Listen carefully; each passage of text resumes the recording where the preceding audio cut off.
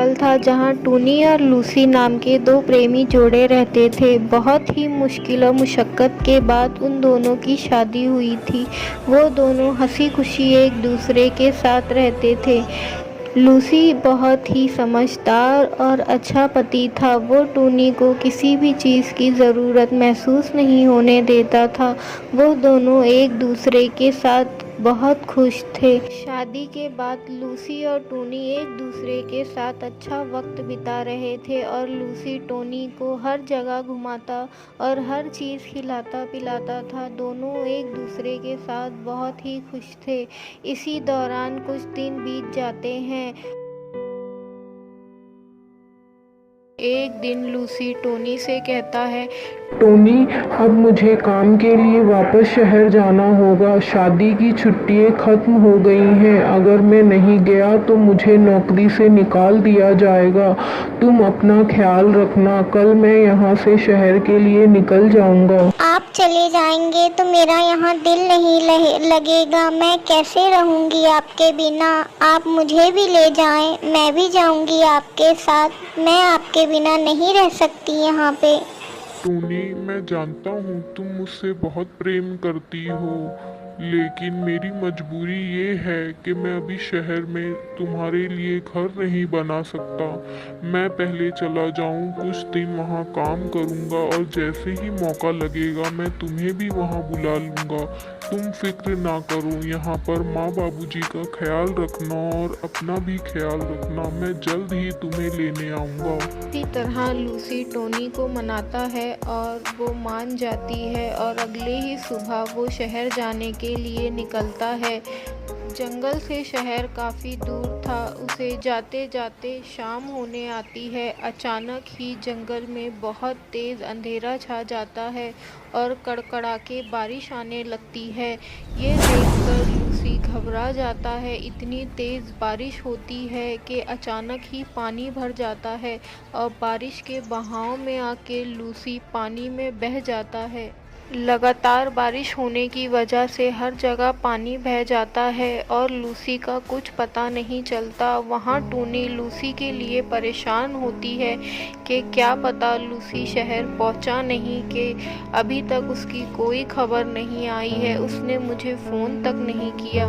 एक सप्ताह बीत जाता है। टूनी परेशान होती है। उसके माँ बाबूजी भी परेशान होने लगते हैं कि लूसी की कोई खबर नहीं आई, वो शहर पहुंचा भी है कि नहीं। उसी दौरान अचानक फ़ोन की घंटी बजती है और टोनी फ़ोन उठाती है। वहाँ से आवाज़ आती है, हेलो लूसी, तुम अभी तक आए नहीं? इतना सुनना था कि टोनी की पैरों के नीचे से ज़मीन हिल जाती है। वो ज़ोर ज़ोर से रोने लगती है और कहती है, वो तो एक हफ्ता पहले ही यहाँ से निकल गया था, उसकी कोई खबर नहीं है। हम बहुत परेशान हो रहे हैं। क्या हुआ है लूसी को, मुझे बताओ। अचानक ही हंसी खुशी माहौल में मातम सा छा जाता है। हर तरफ लूसी के गायब होने की खबर फैल जाती है। हर कोई लूसी के घर वालों से मिलने आता है, टोनी को तसल्ली देता है, लेकिन टोनी बहुत ही ज़्यादा गमज़दा हो जाती है। वो चुपचाप रहने लगती है। उसे कुछ अच्छा नहीं लगता। ना ही वो किसी से मिलती है और ना ही कुछ खाती है। वो सिर्फ लूसी की यादों में खोई रहती है और लूसी को हमेशा याद करती रहती है। इसी तरह दिन बीतते हैं और वक्त गुजरने के साथ साथ लोग लूसी को ढूंढना कम कर देते हैं और अपने अपने कामों में बिज़ी हो जाते हैं। टोनी के ऊपर अब लूसी के माँ बाप की जिम्मेदारी आ जाती है, इसीलिए वो अपने आप को मजबूत कर कर काम करने निकल जाती है और किसी तरह से लूसी के माता पिता का ख्याल रखती है और अपना घर चलाती है।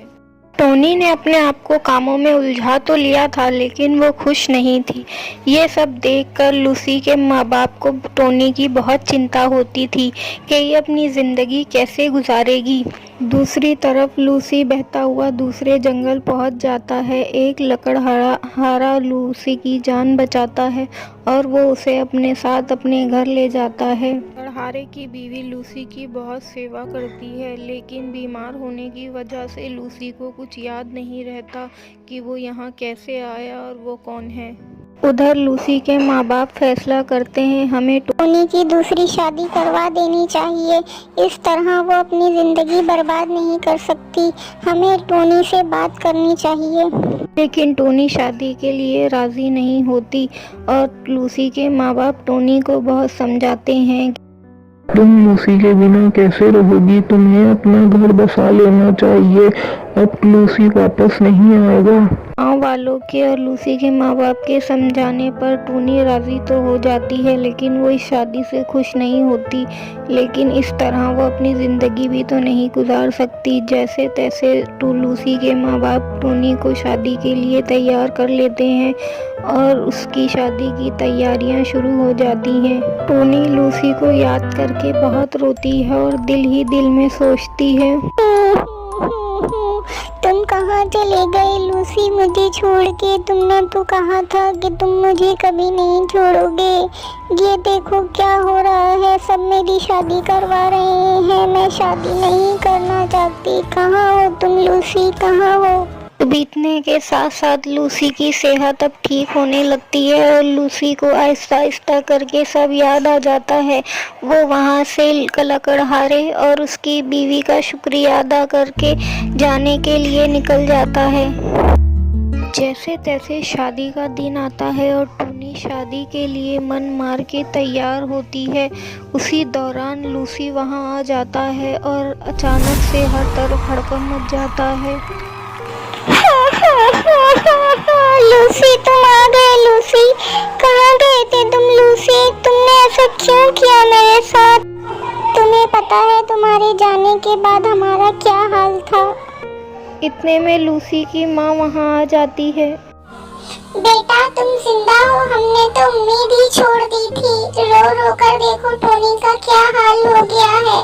अगर आज तुम नहीं आते तो अनर्थ हो जाता। लूसी ने सारी कहानी अपने घर वालों को सुनाई कि किस तरह वो बारिश में डूब गया और किस तरह एक लकड़हारे और उसकी बीवी ने उसकी मदद की। चलो शुक्र है बेटा तुम सही सलामत हो और आज हमारे सामने हो। लो टोनी को संभालो, आज से तुम्हारी जिम्मेदारी है। एक बार फिर लूसी और टोनी एक दूसरे के साथ हो जाते हैं और एक दूसरे को पाकर दोनों बहुत खुश होते हैं। इसी तरह वो एक नई जिंदगी की शुरुआत करते हैं।